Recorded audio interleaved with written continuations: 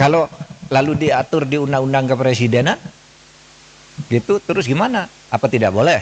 Kan itu tanggungnya presiden. Oh, diatur anunya Pak, kalau dibelokkan di bawah. Nah, silahkan kalau itu mau dimasukkan, meskipun kalau itu terjadi, itu hukumnya sudah ada dan sudah ada banyak yang masuk penjara gitu. Gitu. Makanya cari. Saya bukan tiba-tiba setuju dah undang-undang kepresidenan, tapi dicari bahwa itu sudah lengkap diatur di berbagai undang-undang, hanya tidak satu, tapi pelaksanaan di lapangan banyak abuse of power, penyalahgunaan kekuasaan itu. Nah, saudara sekalian, sampai saat-saat akhir di masa jabatan, misalnya dalam masa istilah Mas Zainal Arifin Mukhtar itu masa lemdak. Masa lemdak itu masa bebek lumpuh, di mana presiden itu sudah tidak lagi menjadi presiden karena sudah terpilih yang baru, cuma menunggu pelantikan, tuh lemdak namanya. Lemdak itu namanya kalau secara hukum disebut masa demisioner. Nah, belakangan ini di masa demisioner itu, di masa demisioner banyak sekali kebijakan-kebijakan strategis yang kemudian mengikat presiden baru. Orang protes, terus presiden baru apa dong? Nah, ini kalau mau diatur oleh undang-undang kepresidenan boleh juga. Dicoba nanti. Kalau di masa lemdak, begitu presiden baru diumumkan terpilih, tinggal nunggu 3 bulan pelantikan. Apa yang boleh dilakukan oleh presiden lama? Apa yang tidak boleh dilakukan? Diatur juga boleh. Masa-masa itu. Ya. Misalnya tidak boleh membuat keputusan strategis. Kan bisa saja loh. Gini loh, yang kemarin saya bayangkan. Kenapa saya itu sesudah pengumuman MK pemilu bahwa Prabowo Gibran menang sebagai orang hukum, saya katakan ya sudah, dia menang, saya mengakui dan saya mengucapkan selamat.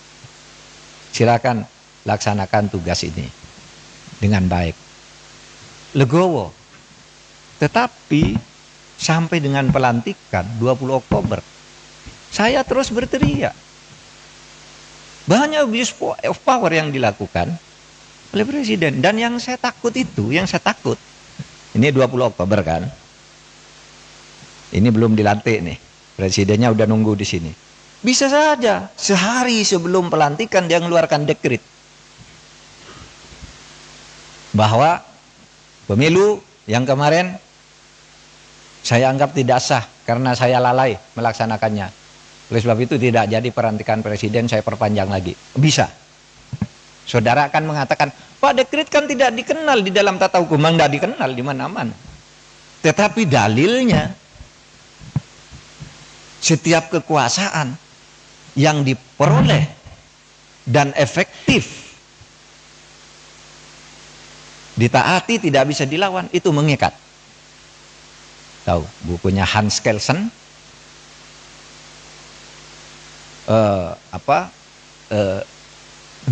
the pure theory of law. Itu kata ini, revolusi dan pemberontakan yang menang, perlawanan terhadap konstitusi yang menang itu menjadi hukum baru kalau bisa efektif dipaksakan kepada rakyatnya. Yang mau saudara memberontak, kalau menang saudara presiden. Tapi kalau kalah digantung saudara. Ini teorinya. Bukunya jelas dan prakteknya jelas. Saya katakan, Pak, apakah kita nih pelanggaran kepemerintahan kita nih dibentuk tidak melanggar konstitusi? Iya, melanggar konstitusi. Mari saya tunjuk. Ketika Indonesia merdeka tahun 45, kemerdekaan itu melanggar konstitusi yang berlaku ketika itu. Apa itu? Konstitusi Kerajaan Belanda, pasal 2 menyatakan Kerajaan Belanda meliputi Nederland, Hindia Belanda, dan Suriname. Hindia Belanda itu Indonesia. Konstitusi itu berlaku. Tapi konstitusi seperti itu dilawan oleh Bung Karno. Kita langgar aja konstitusinya, ayo kita merdeka. Bung Karno dapat patukan rakyat, rakyat mentaati secara efektif, pelanggaran konstitusi yang dilakukan Bung Karno itu sah menjadi konstitusi baru atau dasar konstitusi baru. Kan melalui pemberontakan. Karena sah, efektif. Bung Karno mengeluarkan dekret 5 Juli tahun 59. Itu jelas melanggar konstitusi. 5 Juli tahun 59 Bung Karno 1 membubarkan konstituante. Tidak boleh menurut konstitusi. Kok konstituante dibubarkan? Yang kedua, memberlakukan undang-undang dasar yang lama, ya, memberlakukan kembali undang-undang dasar 45. Konstituante dibubar. Tidak boleh dilakukan oleh presiden. Karena yang menempatkan memberlakukan undang-undang dasar itu konstituante. Bukan presiden, malah dibubarkan konstituantenya.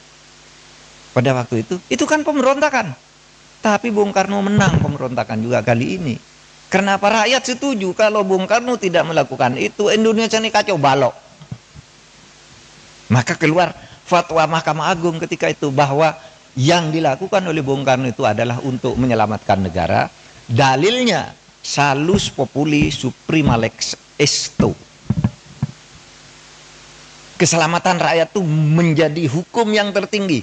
Boleh konstitusi dilanggar kalau untuk menyelamatkan rakyat. Itu dalilnya. Itu yang kemudian dipakai oleh Wiryono Projodikoro. Bung Karno mengeluarkan dekret sah karena dia ingin menyelamatkan rakyat. Selesai. Presiden Soeharto memerintah Orde Baru. Apa itu? Melanggar konstitusi juga. Masa kekuasaan katanya dialihkan melalui Super Semar? Nggak bisa kok kekuasaan dialihkan melalui Super Semar. Nggak bisa. Pelanggaran konstitusi. Lalu direkayasa agar itu disahkan. Jadi 66 sampai 67 dia melakukan kekuasaan secara melanggar konstitusi. Tapi itu dianggap sah. Karena apa? Rakyat setuju pada waktu PKI bubarkan. Kalau tidak ada Pak Harto, PKI tidak bubar. Kita dukung. Sah meskipun melanggar konstitusi. Dalilnya apa? Salus populi suprema lex esto.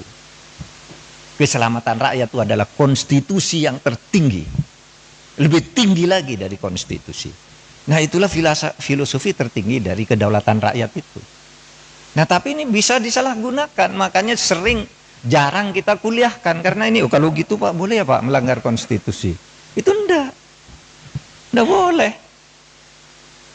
Gitu. Cuma kalau itu terjadi karena keterpaksaan dan tidak ada yang bisa menghalangi, jadi.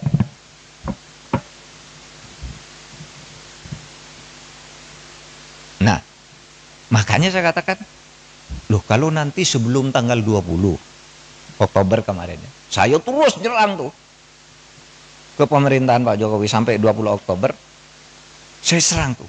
Apalagi sesudah mau melanggar putusan MK itu saya lawan.